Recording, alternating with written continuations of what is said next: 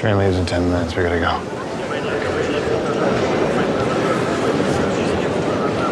We gotta go. I'm not leaving without her.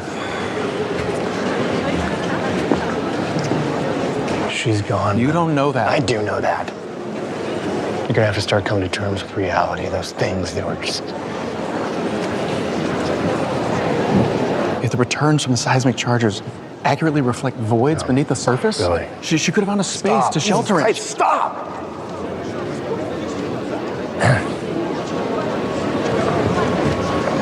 I couldn't hold on, Lee. I tried to, but I let her go. You didn't listen to me. I told her not to go. Why didn't you listen to me? I'm sorry, Lee. It's too late for that now.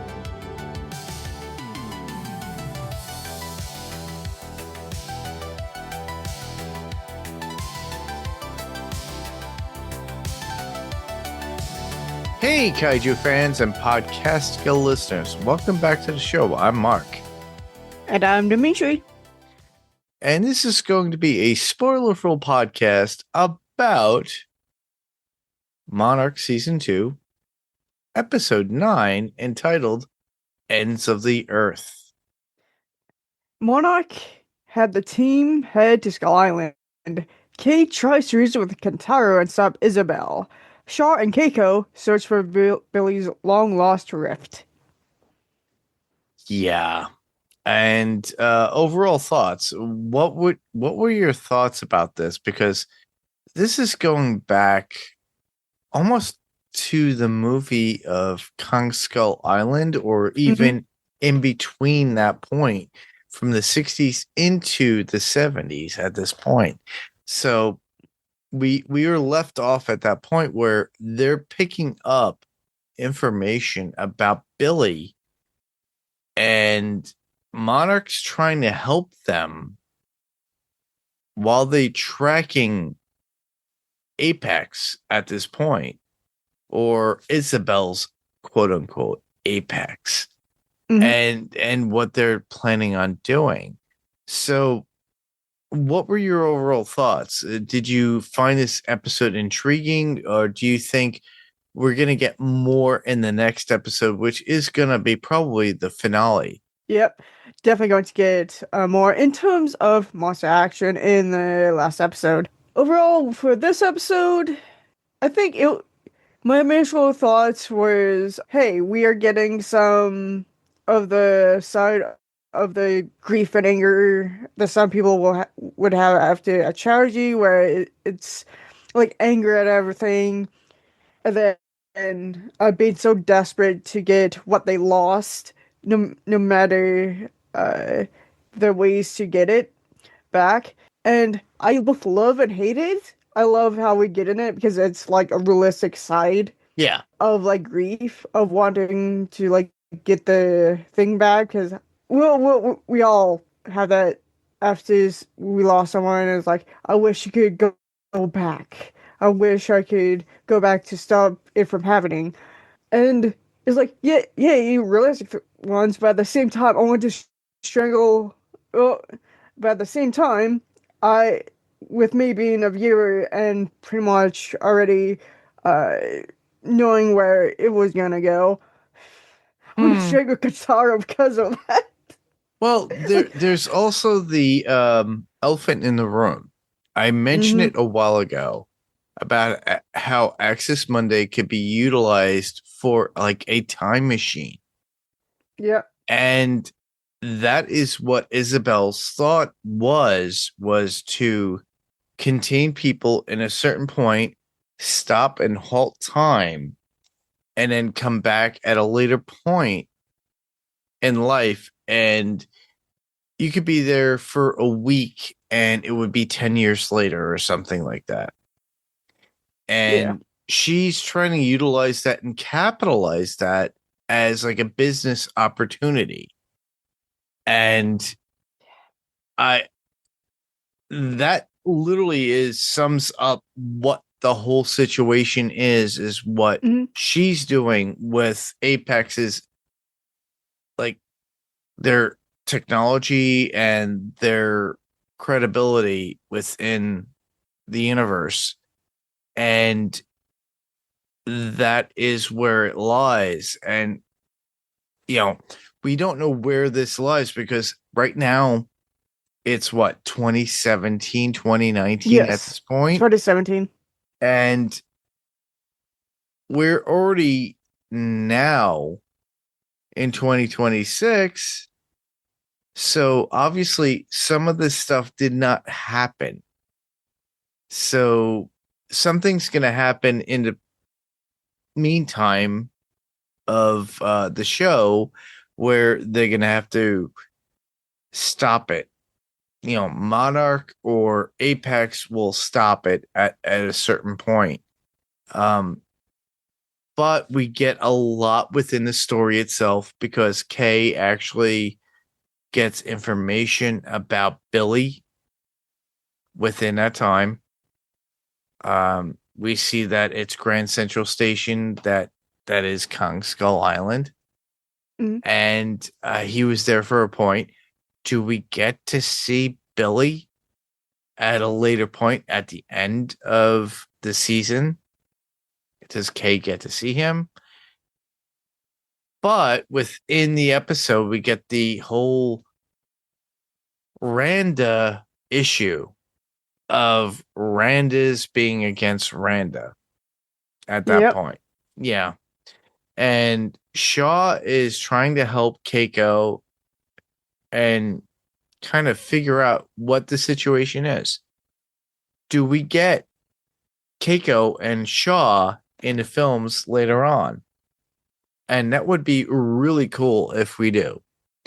But within this particular episode, we get a lot of Tim showing courage and engagement and showing his authority in Monarch and trying to get everything working for it. Whereas Kentaro is still a little bit hesitant and wanting to work with Isabel, even though he's being manipulated. Yeah. So, not to sum everything up in one whole little paragraph, everybody, but there were moments within the episode that were really cool. And I love how we left off where Godzilla's in pursuit of Titan X in the sea with Monarch in a deep pursuit and questioning Apex and Monarch about their pursuits in the process at the same time, and Godzilla making a stand. Godzilla didn't destroy Titan X. It's there making a stand. And I kind of said it before.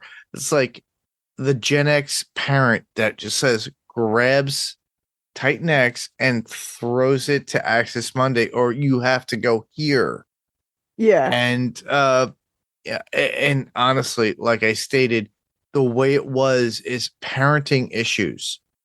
But the thing is, it's what Godzilla does. It creates order, and they're trying to create a particular order within Titans in this world.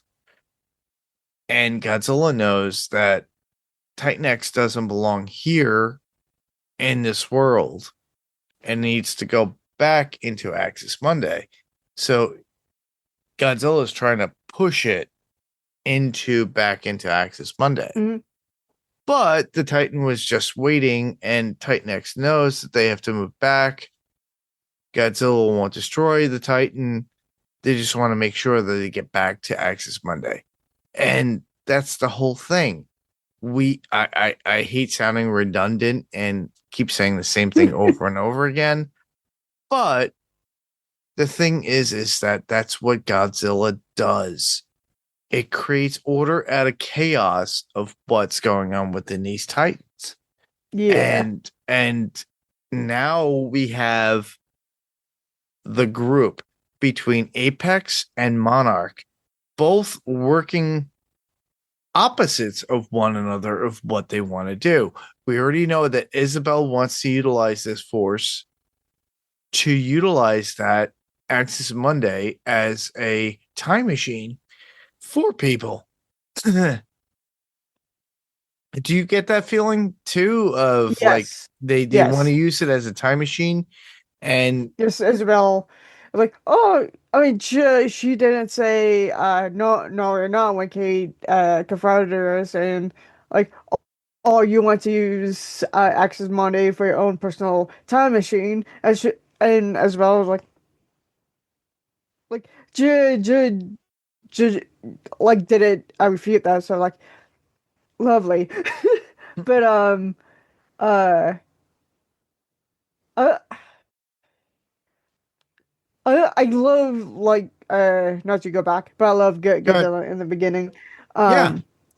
I I feel I like to call this characterization the Dominion characterization from the comic Godzilla Dominion, because during that it takes place in after King of the Monsters, where he goes around the road, Hmm? and whatever Titans is misbehaving, he just gives them a swift kick in the tail, probably a little bit of stomps, and maybe a little bit of a left hook, and put it back in their place and just send them off. He does that with Skilla. Mhm. You know the story about the lost nuclear warhead or bomb in Georgia or something like that? Yes. Yeah. So if I remember correctly, like off the coast of Georgia or something like that, Skiller felt that the bomb was there and was trying to um uh eat it essentially. Godzilla Mhm. came knowing that if it goes boom, it won't be fun for the humans. So he kind of kicks Skilla off, and then he went to South America. I forgot where, but it was Behemoth's containment outpost, Mhm. because the Behemoth just wanted to go back to sleep. Essentially, Yeah, he wants to literally. go back into his containment area and just sleep. And hibernate. Yeah. Yeah. And then I think it was a nuke or something like that. Another Titan from the Monsterverse was given Behemoth trouble, took off his tusk, and then Godzilla appears, beats a nuke, I think a nuke or something like that, into submission. Mhm. And then let Behemoth go back into his containment area to sleep. Then helped another Titan from, I think it was Monarch, but it was hijacked, well, like a hijacked thing from, I believe, Jonah's people, I want to say. It Oh, happens really? in, it actually happens in the beginning of the novelization of King of the Monsters. Ah. So I forgot what the Titan's name is, but she was caught in some nets and was trying to get free, was trying to go and hibernate.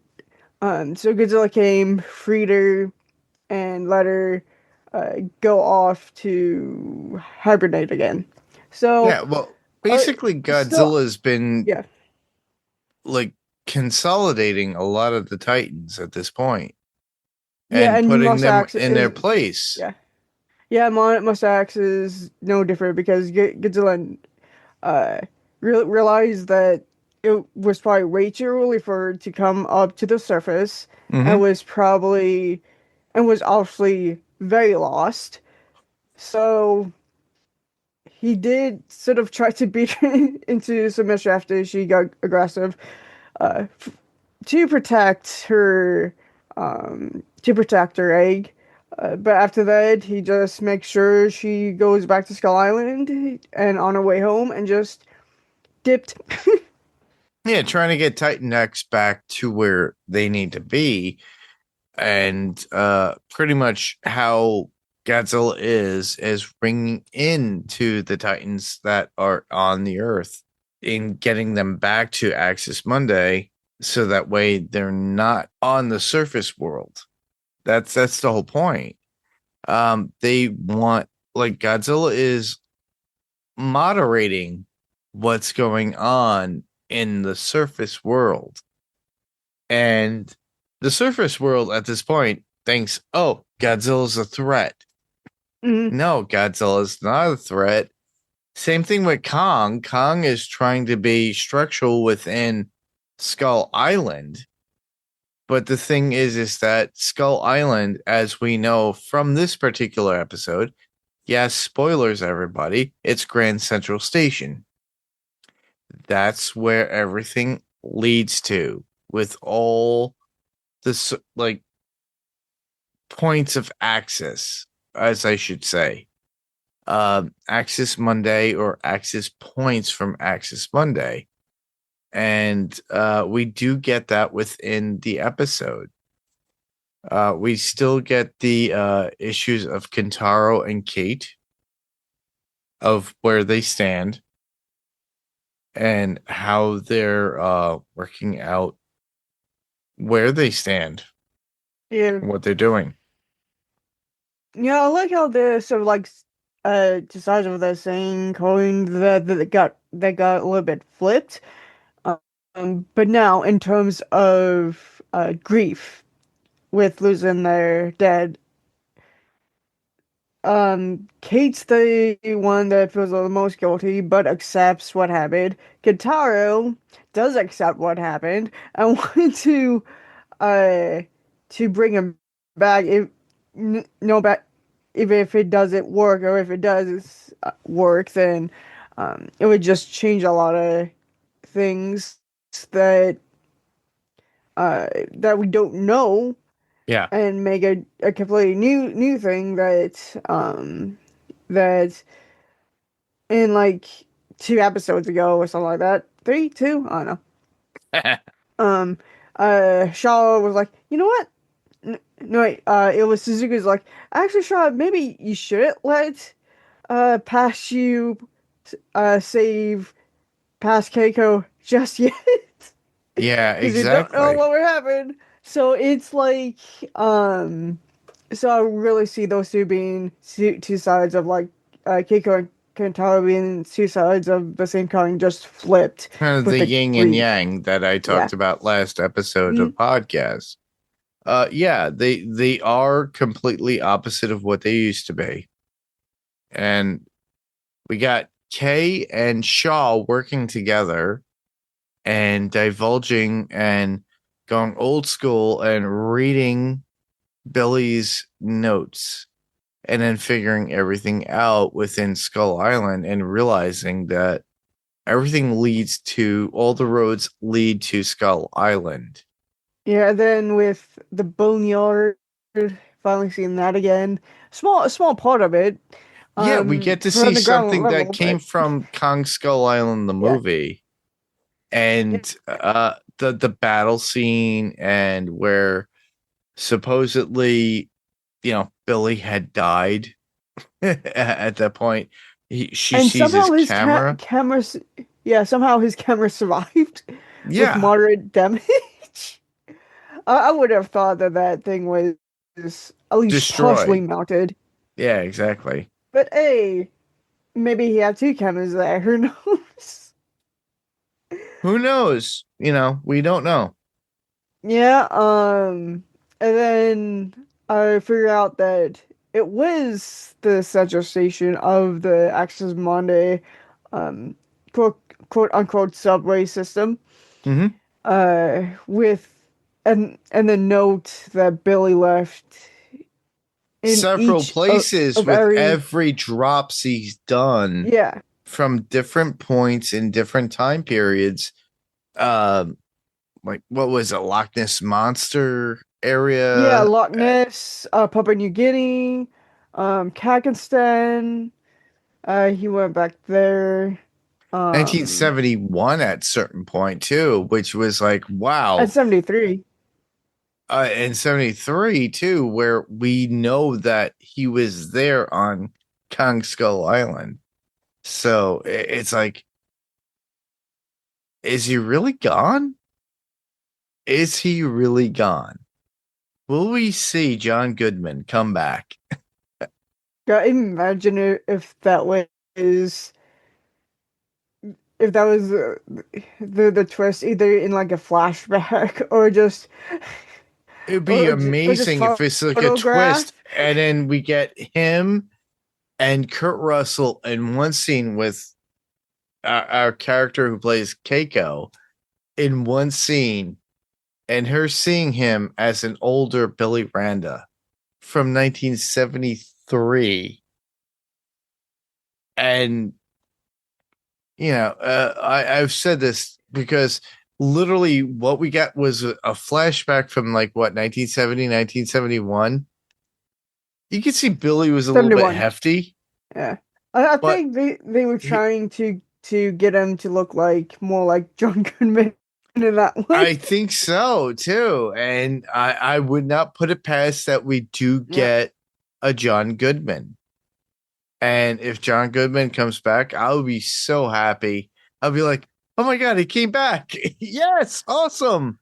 I would be fine if it was like a flashback before the Skull Island mission, like on the boat or whatnot, and all you see is Goodwin Randa just sitting in his room on like the one ship that was carrying the helicopters and whatnot, just writing the latest and last note to Keiko to send down. And then he gets the call of, okay, so we're ready. And he's like, okay. And then folds it up, put it in his pocket, and then go off to the chopper to go to Skull Island. I'd be fine with that if we get to see John Goodman at all. Goodman. Him at all. Yeah, I know, right? To me, honestly, I would love to see that, to get John Goodman back into the fold as part of a cast character.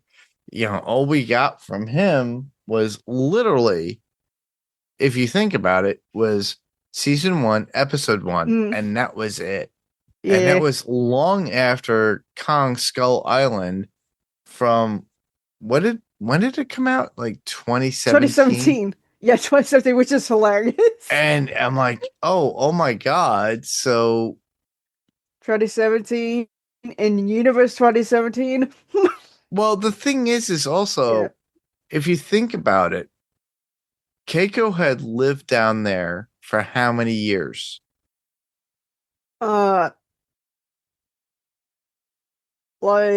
60 years? Close to, probably. Yeah. So because 2004 was the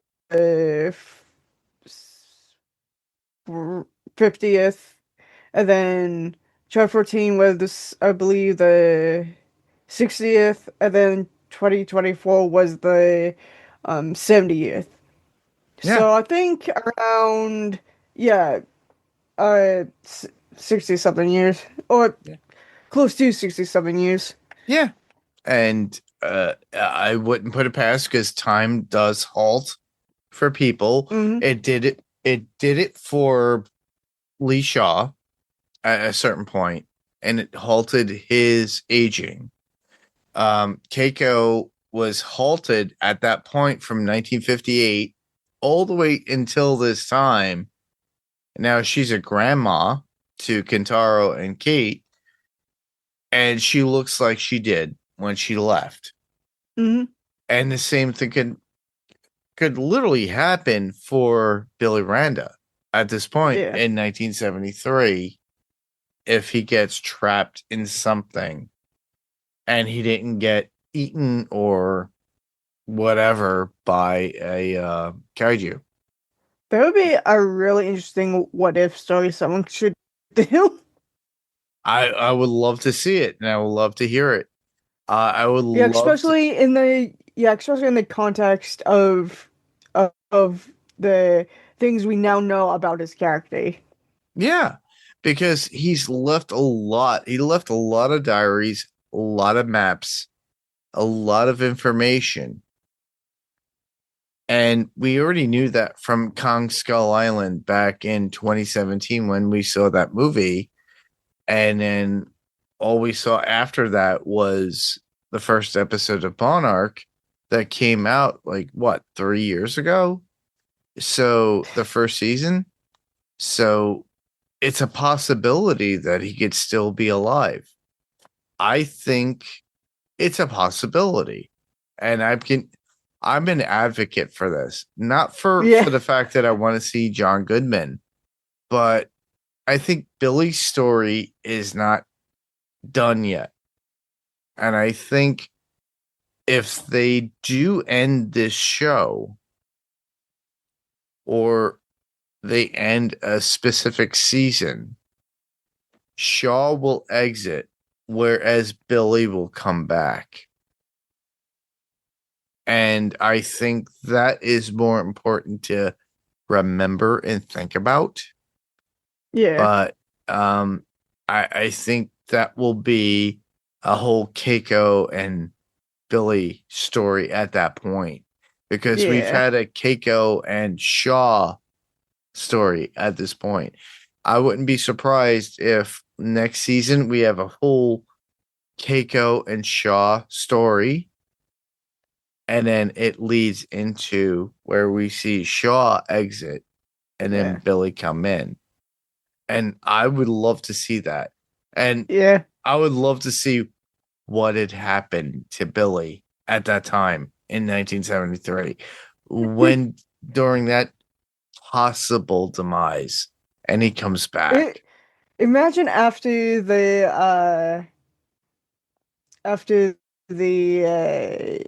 skull crawler he was in just kind of busts open from the flames. He just drops in somehow a little sliver of the rift under the specific skull crawler. It is just and he just falls in. You know, it's just like I mean, he's probably a little bit burned from stomach acid, but and he literally has to like survive at that point.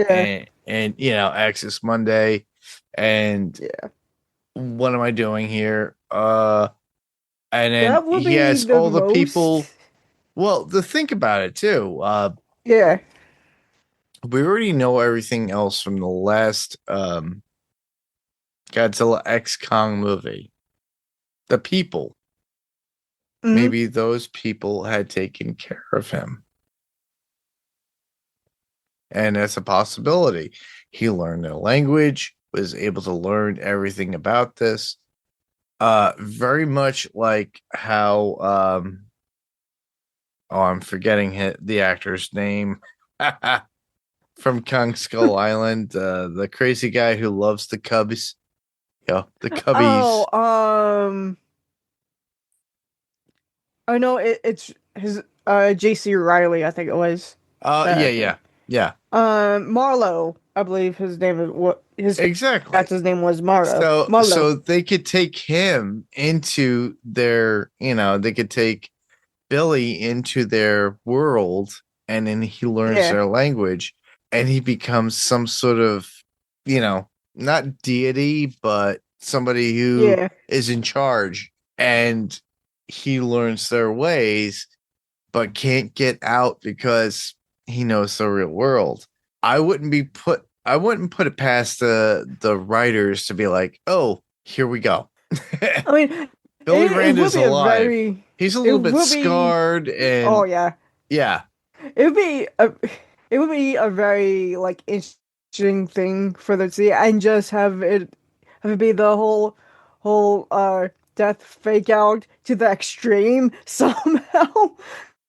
It would work. Sort of like it would be the Godzilla's the Monsterverse version of Palpatine's, and somehow Palpatine has returned. Well, the same thing. Well, look at what happened with Keiko. Keiko was dropped, and we thought she dead. Remember? Oh yeah, like Oh, there she goes. We hardly knew ye. Exactly. And then she comes back a Though season later. I will say that with Keiko, she wasn't.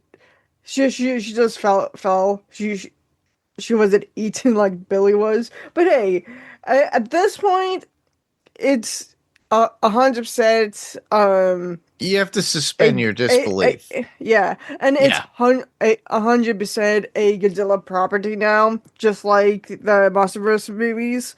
Yes. They even though I'm still like a little bit bummed. Like I kind of wish we still had that tone and not this fantastical things. But at the end of Hmm. the day, despite that, I'm still loving what we are getting. If they want to go that deep with a sci-fi um with the off the wall sci-fi, Yeah. have at it. I will still enjoy We it. will always enjoy it. That's the whole point of it. If Mhm. you guys remember the movie or the show La Brea, that was very hard to watch. And you had to suspend your disbelief because of time, existence, and everything else. And they put things in place. I don't know if you guys listened to or have watched the show La Brea. It only lasted 3 seasons. It was pretty good for what it was.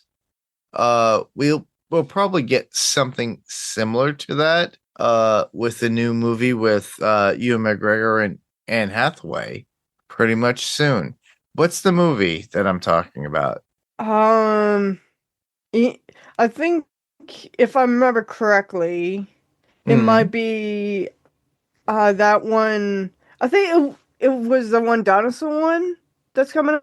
Yes, it is. It's Something a it is like J.J. Abrams movie. something street. Yes, very similar to Cloverfield. So, hold on. I will look for it. Tell us your thoughts as I look for this. Yeah. Um, what were your thoughts about I'm gonna say Kentaro and Isabel and their conversation because that to me was interesting. Yeah, Isabel really knows how to get. I don't want to say get under Kataro's skin because uh, that sort of implies like like annoyance, but get into his conscious like knowing exactly what to say and how to say it, and making sure she all is always giving him an out, always saying that it's fine to have his doubts, try to keep him like believing that what she's doing is like 100% for the people and all that, which in all honesty, she could be for the people, but also be going about it all wrong Yeah, she's and have manipulative. yeah. Yeah, Yeah. so she could be she very honestly could be like Janine went to help people and all of that But I think she's like a little bit her capitalistic. I don't think about. yeah Yeah, I think that's what yeah you're like getting to. She's trying yeah to be like capitalistic on the idea of time travel, getting these yeah people to go back and go into yeah Axis and Monday and mhm. then come back out when they're it's like cheating death. Yes, like her says about someone going in and they're coming out and this cure for cancer and they can take it Correct. and all that. Yes. Yeah. So I think it is rooted in good faith, but she's not looking at the full picture No, she's not. of of how it could be more dangerous The if it ramifications of yeah the process of what she's doing. Yeah. yeah, especially if it does work, and even if it does work.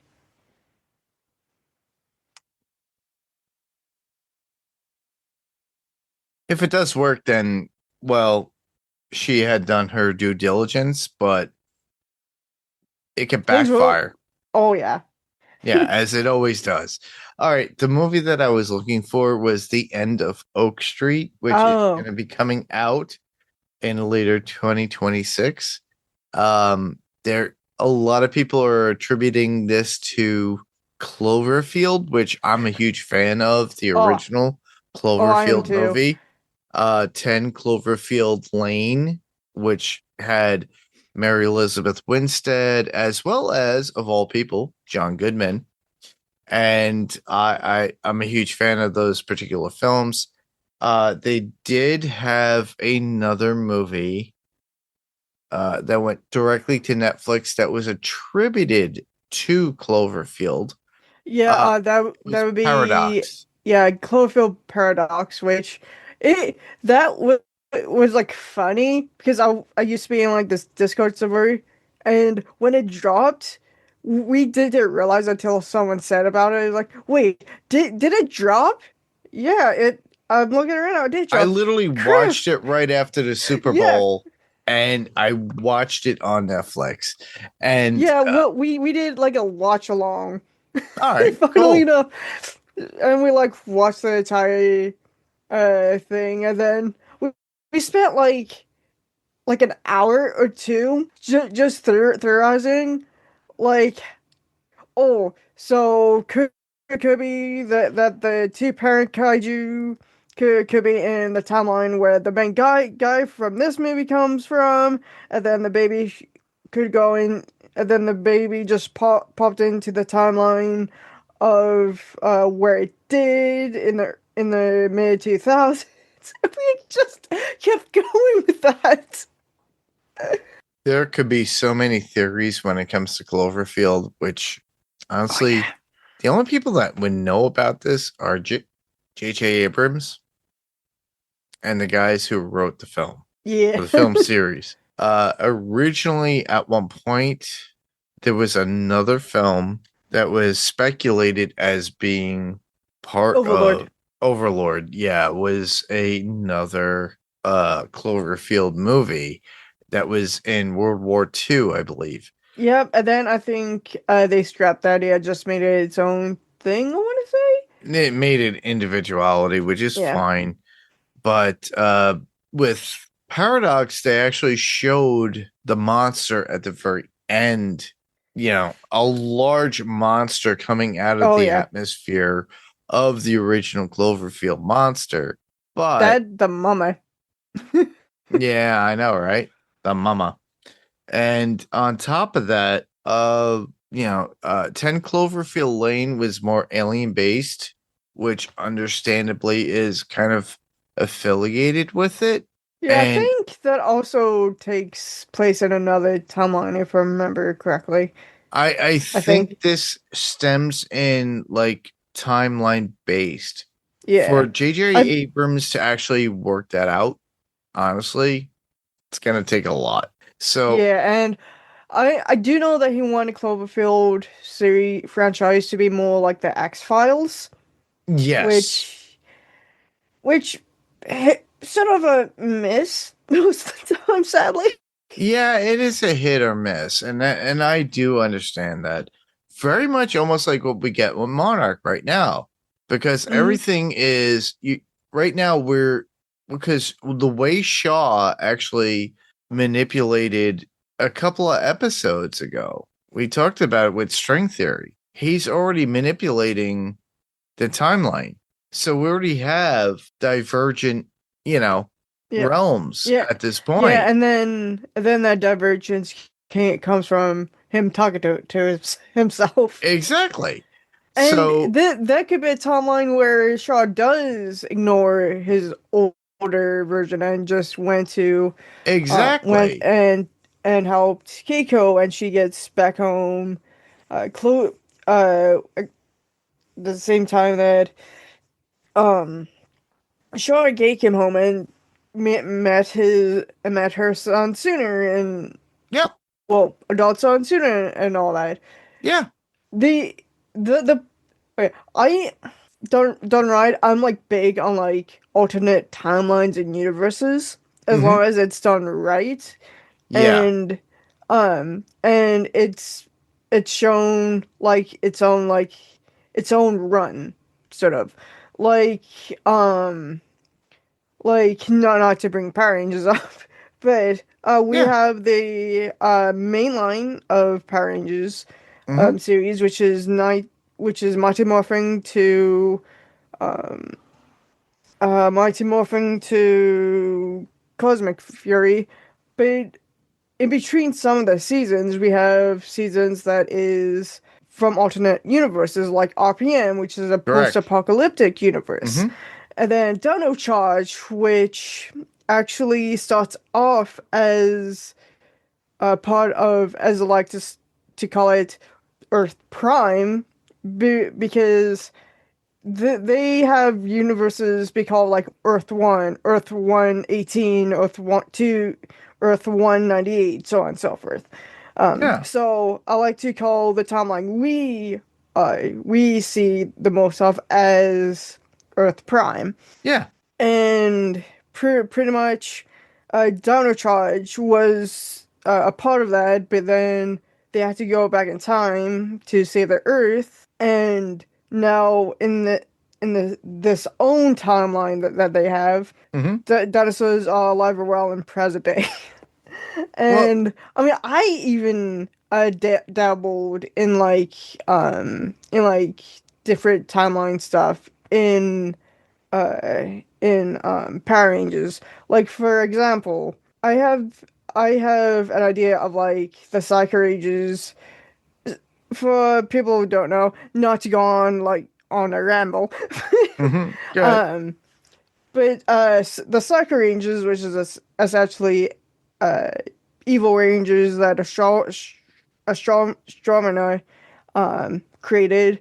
In this timeline, I think of, I have it be the Psycho Rangers were already built before their stint as the Psycho Rangers, and was built on a planet to protect the planet, and then got captured and partially destroyed by the United Alliance of Evil, and was made into the Psycho Rangers we see in the show. Interesting.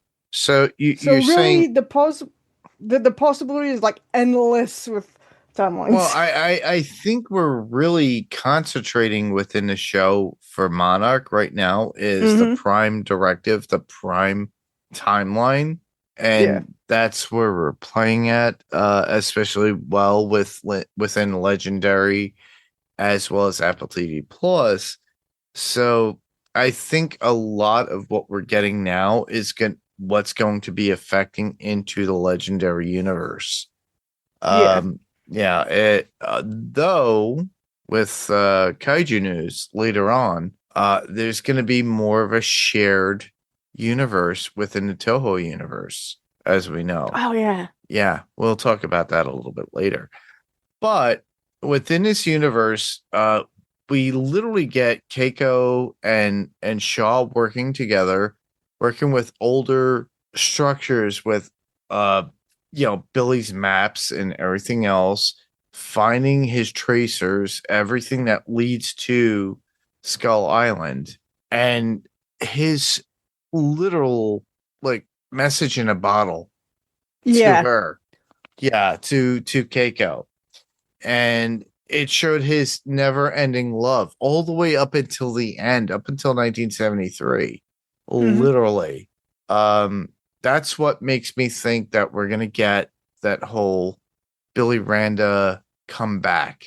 And I wouldn't put it past the writers for us to get a Billy Randa comeback. And I would love to see John Goodman come back. Yeah.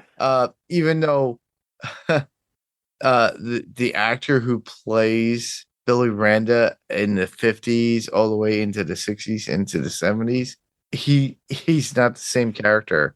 But I'm looking forward to that. Also, I can't say anything because Magneto in the live action X-Men series. Oh, yeah, I know. So I can't complain because I Ian like both those McKellen Magnetos, versus I know. To me, I love both actors. Same thing with John Goodman and Holmes or whoever. I'm forgetting his name, but they are doing such great jobs at what they do. If they bring them back young, that would be amazing. So it'd be a man out of time, just like Shaw and Keiko. Imagine if that was a timeline where instead of Shaw, it was William that went down in Project Hourglass. Yep. So it'd be interesting. I would love to see something like that. I love that idea. And then we get Billy and Shaw back, different timelines. Keiko young, Billy young, and then we have an old Shaw. It would be amazing. So, but at the end of this episode, we do get Kong showing up. And what are your thoughts about Kong showing up? It's like him trying to show the balance of everything, and he knows what's up. So he's trying to get Titan X back to whatever it is. And literally that's where we're left off with at this point. You know, I think next episode is going to be a battle between Kong, Godzilla, and Titan X. Yeah. I would not be surprised. And I have like a few theories of what could happen. Like maybe Kate finally tells someone other than Keiko about her link to Monster X. Finally, maybe. Crossing my fingers. Yeah. Her Mickey Sagusa attitude of like I can communicate. Sitting here, be sitting here these last episodes like, come on, tell them already. Exactly. Why are you holding them in? Kentalo's right there. I think if she tells anybody, she'll tell Tim. True, she would. And Tim would capitalize and work with that and work with Kate on that to work with the monsters. Yeah. Because Tim has compassion. Oh, yeah. So I think that Tim would actually endorse the idea of getting Keiko involved and try to get the Titans interactive. Yeah. And try to do the right thing. Yeah, I'm looking forward to that. I'm thinking that would be, of all things, a season ender. Keiko saying, hey, I know how to communicate with Titan X. I have a connection.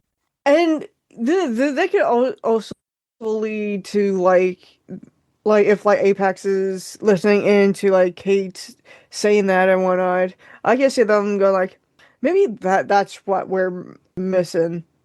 Yeah. For maybe that's what we're missing. And then when Simmons gets the Ghidorah skull, he's like, there's two things that we were missing. Yeah. Let's combine them somehow. Yeah, I have a funny feeling that it's gonna be a while.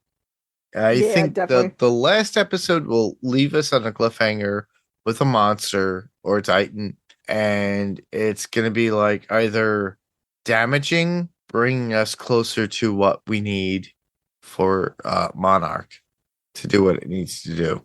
I think if they go for a third season, it would have to be like in between Kid the Monsters and GBK, or between GBK and New Empire, because those two are like the biggest gaps I can think of. Because I know in they have to GBK, tie everything in. Yeah, GBK takes place in 2024. Mm-hmm. So if they want to build up Mechagodzilla and Show, that's pretty much when they want to do it. Or if they want to build up something else, it would be between 2024 and I think 2027 is the year the New Empire takes place in. Mm-hmm. I'm pretty sure it's 2027, somewhere around there. Yeah, 2027, 2028 at that point. Yeah. It's going to be a long ride, everybody. Oh, we're definitely bound for more seasons within this particular show. And a lot of people, there's a lot of hate going on about the show. And I don't think they're going to drop it right away. But I think they need to tie up loose ends for the films. So that way it coagulates and works better within the movies. Yeah. And where they're going. But yeah, those are our thoughts for this particular episode. We are left off on a cliffhanger at a certain point too with this particular episode. So if you have any thoughts, obviously send them our way. Mm-hmm. But kaiju news. I kind of brought it up earlier about Godzilla minus zero a little bit. So what are your thoughts about what's gonna come to be? Because they're talking about Godzilla being 160 millimeters or 160 meters as what it is now. All I know is that it's probably like he's probably now gonna be like 100 meters or above. Yeah. Which I mean, I also don't mind it because my favorite Godzilla incarnation is 100 meters. He's huge, and that's the whole thing. I think it was like 90 meters to 100 or 80 meters to 90 meters, but you know. That could be one of them, but we could still have a small Godzillasaurus that could still be part of it. You and I both have talked offline saying how this is part of the Toho reign of what they've done before. So with the original 1954 Godzilla, we had Godzilla Raids Again, which had Anguirus or Anguirus as the other Godzilla, because that's how they could talk about Godzilla. So it's a possibility we could have another Godzilla and then one being larger. Yeah. And then taking over. And then we could have a third party. Like a third monster involved. And that's how the larger one gets taken out. And then the younger one or the smaller one taking over. Having two full-grown Godzillas in one movie would be a first in the franchise. Which is sad to say. Especially if you don't count Godzilla, the first Godzilla in the body of Mechagodzilla, aka Kiryu. If you don't count him, would be the first time there'd be two full-grown Godzillas. Exactly. Which I wouldn't be opposed. Same here. Especially with this incarnation, because of how territorial this incarnation is. Because I have like this entire fan theory about the Godzillasaurus species of it being like a social species where they move in like small familial groups. That is helped by one of the books that Tanaka did that had illustrations, and one of the illustrations was Godzilla with his familial group just lasered around before the bomb testing happened. Yeah. So for the -1 incarnation, I'm completely fine if they did a opposite of the species dynamics. It'd be cool. I really would like to see something a little bit different or close to exactly the same in elimination. And then having an opposing threat, that would be great. And then one surviving the huge battle of 3, that would be great. And then the world doesn't know how to handle it, whether it be American or Japanese, because we're kind of led to believe that it's on American shorelines because of the Statue of Liberty at the very end of the teaser trailer. But it shows a smaller Godzilla at the Statue of Liberty, whereas if it was a true larger Godzilla, it would be hovering over gargantuan at that point. I mean, I know in that scene he is bigger. I just don't know how much bigger he is, especially with such a low angle on him. It was a low angle that they showed him from the Statue of Liberty. Yeah, which is actually pretty clever because it's like a fake out. Yeah, It he is. starts walking like, oh, okay, he's about to say going behind the statue. Okay, he is bigger. Uh, He's just rising up at that point, and we just get a lower angle, and we get to see him. yeah, I mean, it'd be interesting, Yeah, especially if the more gnarly looking Godzilla would be like our Godzilla that we've seen in -1, and then with minus zero. if the regular looking minus Goji was a new Goji, it'd be funny if they try to do the same thing like bombs in mouth. It works Yep. like, and you'd be like, huh, or I should say viewers would be like, huh. I thought it would have been smarter to not do that. What's that? Oh, it's because that one's ours. Oh. Yeah. Yeah, I know. I wish you all luck, Good luck. citizens inside this universe. Yeah, exactly. Salute them. Hello. Have fun. And then good luck. What was that movie that came out recently?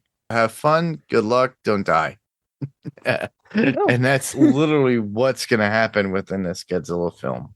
Oh yeah. I guarantee you there's going to be at least 3 monsters in Godzilla -0. And I guarantee it. That's my prediction. But yeah. I'm looking forward to it. They're also talking something that happened almost 6 to 7 years ago that they were talking about a shared universe within Toho. Yeah. So now they're talking for that to come back around. Mm-hmm. And this stems around the Godzilla -1 and the -0 system. So I think they're going to actually move forward with this with Toho. Yeah. Which I'm looking forward to. Means more monsters, more adaptability. I don't think it's going to be more structured, more into the 40s and 50s era. I think they're going to wind up moving more towards close to the 60s and 70s at this point. Yeah. And we're going to get more monsters. Yeah. I don't think they're going to be more space-based. I think they're going to be more animal-based. I said, Anguillus or Anguirus. You got Ghidorah. You got Gigan. Gigan still can be something that is human-based, or even King Caesar, Titanosaurus. With Gigan, they could do for his maybe set it like so far in the future, because in the prequels of the anime trilogy, there was a kaiju that's I think it was Earth based that fought Godzilla once, got beaten. Then the humans, with the help of, I believe, 1 or 2 alien races, turned him into Cyborg, which turns him into Gigan. Fight Godzilla again, gets injured again, gets more cyberized, eventually gets to the point where it's entirely cyberized. There's no really much organic things on, at least on the outside. And Gigan was actually a pretty effective protector, even giving his life to protect, I believe, the soldiers he was fighting with. Oh, okay. So you're saying it could move into more of the 80s, if you're saying. Yes. Okay, cool. It could, if it's a lot like that and set like years into the future, like futuristic 2020s, 2010s, because no doubt the appearance of -1 and of Goji in 47 and 49 no doubt that changed the trajectory of what the world would do technology-wise. So I think it'd be even early as like early 2010s, they could have the cyberization down to a T. Oh, cool. So By 1980 versions in comparison into the timeline of everybody, it could jump like 40 years or even 20 to 40 years, like 20 years later and another 20 years later. They could do that for every movie. And that way it's a new threat or new challenge for whatever they have. Godzilla could be even bigger than it was before for every film. So if you think Godzilla minus 0 and then Godzilla minus one, then to Godzilla minus 0, then they could go to the next impetus, which would be 20 years later of Godzilla showing up and then it being even bigger and then them having to deal with a certain situation and how they could handle it. Yeah, and in all honesty, he could get bigger because his regenerative abilities, I don't think will know when to properly stop. It will always overcompensate, I guess is the correct word. Because in the novelization of minus one, he's already always had those regenerative abilities. Yes. Even as a Godzillasaur. I know it's not technically called a Godzillasaur officially, but I'm calling him a Godzillasaur because it's shorter to say than Godzilla Odo form. But if you think about it, it's like he's constantly mutating, is what it is. And after he gets vaporized by the Baker test from the Crossroads series of tests, he was like pretty much a mass of meat that starts to regenerate. Yeah, and it's constantly regenerating and growing. Yeah. Yeah, and usually it would stop at a certain point, but because he got that blast of radiation and pretty much flooded with damaged cells and cancer cells and whatnot, it just continued to regenerate him over and over again. Until finally it deemed Godzilla healed enough to stop, which is how we get Godzilla being very unnatural with his movements because he has to stand upright instead of the usual hunchbacked, almost dinosaur-like. Yeah. He has to walk very unnaturally. Yep. He'll be almost similar to the Netflix animated version, which is the very largest version that we've gotten from a Godzilla. What did they call that particular Godzilla? I forget the name of it. Godzilla Earth. Godzilla Earth. Okay. That is by far the largest version of Godzilla as we know. And I think it measured up to over 200 meters or 300? I think so. It's pretty much all that. And then, trivia, technically, it has Ghidorah as unlimited size because he transcends this immortal realm and comes out of black holes as noodle necks. Yeah, exactly. So, yeah, there's so much to go on with this. And for those of you who want, there's a Netflix of Godzilla. What was it called again? The movies are just the Godzilla. The Netflix version, the animated version. Yeah. Okay. Godzilla Earth. Godzilla Earth is one. You could watch all the Heisei series. What was the original series? Showa. Showa series. And then go ahead. Good. Okay. And the other Netflix one, which is Godzilla Singular Point, which is an actual show. Mm-hmm. That's really head-hurting show, just because of very science technicality, mathematics heavy somehow. And that Godzilla's name is Godzilla Ultimate. Yeah, the Godzilla Ultimate. Yeah, I still have to watch that stuff. Oh my god. They have the dubbed version, and I probably will watch that, even though I should watch the subtitled version. I mean, in all honestly, dub with anime nowadays is actually pretty close to the original. Yeah. It's just written for American words. Well, it's written so that we can understand the story plot and everything else. Yeah. For those of you guys that are out there, check the Showa era, the Heisei era, the Ultimate era on Netflix, and everything else that Dimitri had mentioned. Honestly, it's all good stuff. And there's a 24-hour YouTube channel that is dedicated to Godzilla. Check that out and have fun. I highly encourage it. Godzilla Day is not until November, but you know what? We got a lot of time, and you got you have a lot of time to have homework and have fun with it. If you like Monarch Legacy of Monsters and love to see the Big J, more than enough time. So, and there's also a lot of legacy movies you could catch up on in between.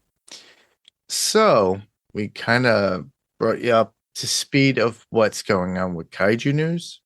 We're right in the moment at this point for podcast recommendations. So, Dimitri, is there anything you could recommend that is not related to you? Something that you would recommend to other people? I recommend my friend Levi's podcast, Talking Tremors, both the live show on YouTube, which is pretty fun, and the actual podcast on Spotify. Awesome. She's very passionate about Tremors. Yes, she is. Yeah, I do agree with that. Awesome. Cool. I would like to recommend the Wilhelm podcast. Wilhelm with Ben Beck. He's been doing a lot of stuff. He's doing a lot of interviews with celebrities. Have fun. Check them out. Also, check out the Wilhelm podcast of what we did with Monarch Season 1. If you need to catch up, check that out. Go to wilhelmpodcast.com and check out all the other podcasts there. So that's about it for that. Where else can listeners hear us? So, Dimitri, where could they hear you or see you? I mainly do a channel that is kaiju based, Godzilla Kaiju. That is where I do kaiju movie reviews, and my own show, Kaiju Rambles, which we just got done Saturday, April 25th. We got finished celebrating Gamera the Brave's 20th anniversary. Awesome. And this week, this Saturday, I don't know what it shall be yet, but I will be having an episode that this Saturday. I do have another channel, which is Power Ranger based, which is, the name is DK TPR Vlogs, or DK The Power Rangers Vlogs. I'm trying to get what I want out of it. Like, do I want to do like reaction reviews on it, or just do discussions, or say creatively, like what I've said before about the Psycho Rangers. I did a video on that recently on that channel, so I'm still working that out. But that's really all you can find and hear from me. Well, for me, I could be heard always here on Kaiju Cast Podcast, as always. Panels the Pixels podcast, as always, as we continue our coverage with Daredevil Born Again. It could be found on Apple TV. Well, is it Apple? No. Yeah, it's on Disney Plus. Sorry, I keep forgetting where we're at. Yeah, you could hear me and Steve Brown cover Daredevil Born Again on Disney Plus.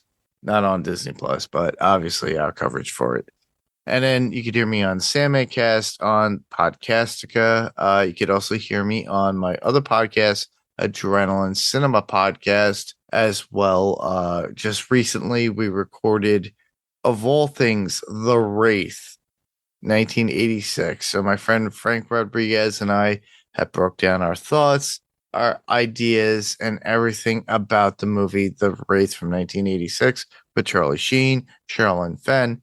So if you like to hear that, just go check that out. Could also be heard on the Pirate Core Entertainment podcast that could be found on the Pirate Core Entertainment Podcast Network, which would be piratecoreentertainment.com. Go check that out. There are a ton of other podcasts that are actually on the website. Check them out. We will be happy for you to hear them. It'd be amazing. Check them out and let us know your thoughts. For you guys to submit your feedback, we did put and posted something here for the podcast on our Facebook group, but you could easily go to our Facebook page, which would be Kaiju Podcast at facebook.com. So that's about it. For Podcastica, you could send a voice message at talk@podcastica.com. And if you head to the podcastica.com, there's a handy voice message link. And there you could just recite your thoughts, and then Jason can shoot them over to myself. And then we could play them on the next podcast. We haven't gotten any, but it'd be greatly appreciated if we did. Check them out on social media, and that would be on Facebook, facebook.com/Podcastica. They can be found on Twitter @Podcastica and Instagram @HousePodcastica. And while you're at the Podcastica.com's website, check out all the other podcasts on the network. I've already mentioned one, Run for Your Lives with Daphne and Paige, House Podcastica. We also have Yellow Jackets WTF. And you have the Cast of Us, or the Walking Dead cast, as it is still again, but they're currently doing a rewatch of The Walking Dead. Where they're at right now, I don't know. I have to catch up with a bunch of episodes, but they're deeply into it. So next up, Dimitri, what are we going to be covering? We'll be covering Monarch Season 2, Episode 10, the finale, Where We Belong. On May 1st, Kong and Titan X face off in a colossal clash that threatens to reshape Skull Island. Shaw embarks on a dangerous journey. Well, that's about it for this particular podcast. I just want to thank everyone for listening. I'm Mark. And I'm Dimitri. Don't get stomped on, everybody. We'll talk to you guys later.